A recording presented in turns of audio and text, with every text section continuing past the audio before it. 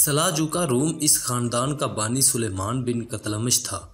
कतलमश Tughril bag के सरदारों में से था, लेकिन बाद में इसने अलप अरसलान के ख़िलाफ़ बगावत करके अपनी खुद मुख्तार हुकूमत कायम कर ली। फिर आखिरकार 456 हिजरी 1064 ईस्वी में रह के करीब एक जंग में मारा गया।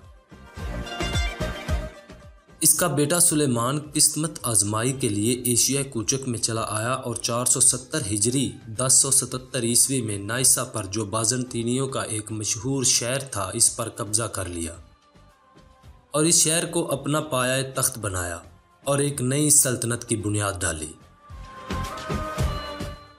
477 हिजरी 1084 ईस्वी में इसने अनाताकिया को भी अपनी हुकूमत में शामिल कर लिया, लेकिन पहली सलीबी जंग में सलाजूका रूम की कुव्वत को सख्त सदमा पहुंचा। 490 हिजरी और 1057 ईस्वी में नाइसान इनके हाथों से हमेशा हमेशा के लिए निकल गया।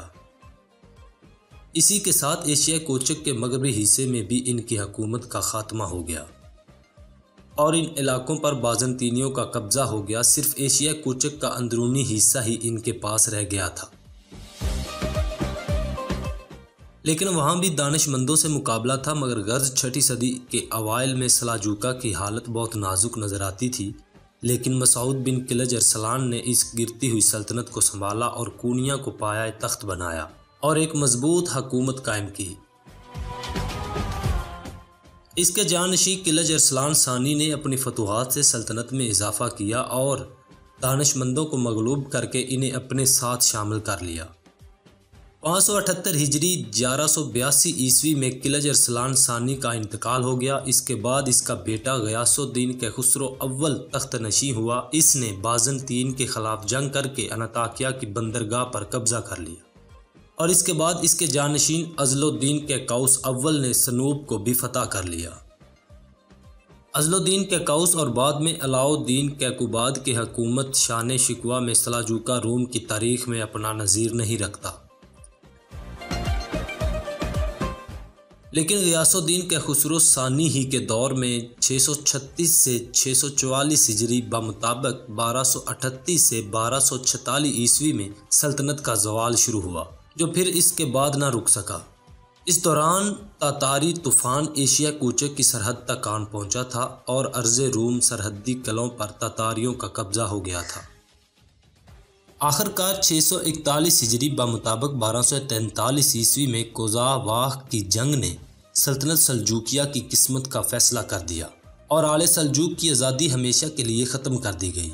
सुलह के बाद मंगोल चले गए, लेकिन 643 हिजरी 1245 ईस्वी में के खुसरो सानी की वफ़ात पर इसके तीनों लड़कों की मुश्तरका हुकूमत की वजह से सल्तनत में बदनज़मी पैदा हुई, तो तातारियों ने फिर से हमले शुरू कर दिए। इस दरमियान में एक लड़का मर गया और तख्त के दावेदार बाकी 2 लड़के अज़लुद्दीन और रुकनुद्दीन रह गए। हलाकू खान ने सल्तनत को इन दोनों लड़कों के दरमियान तकसीम कर दिया। मगरबी सूबे अज़लुद्दीन सानी को और मशरकी सूबे रुकनुद्दीन किलज अरसलान राबे को दे दिए गए, लेकिन हुकूमत असल में मंगोलों की ही थी और सलातीन के अज़्ल व नस्ब इन्हीं के हाथों में थे। मंगोलों के जुल्म सितम से तंग आकर सल्तनत के लोगों ने अहले मिस्र को मदद की दरख्वास्त की और मिस्रियों ने एशिया कोचक में मंगोलों को शिकस्त देकर भगा दिया। लेकिन इनकी वापसी के बाद मंगोलों ने पूरी तरह इंतकाम लिया और सल्तनत सल्जूकिया के रहे सहे इक़्तिदार को भी खाक में मिला दिया।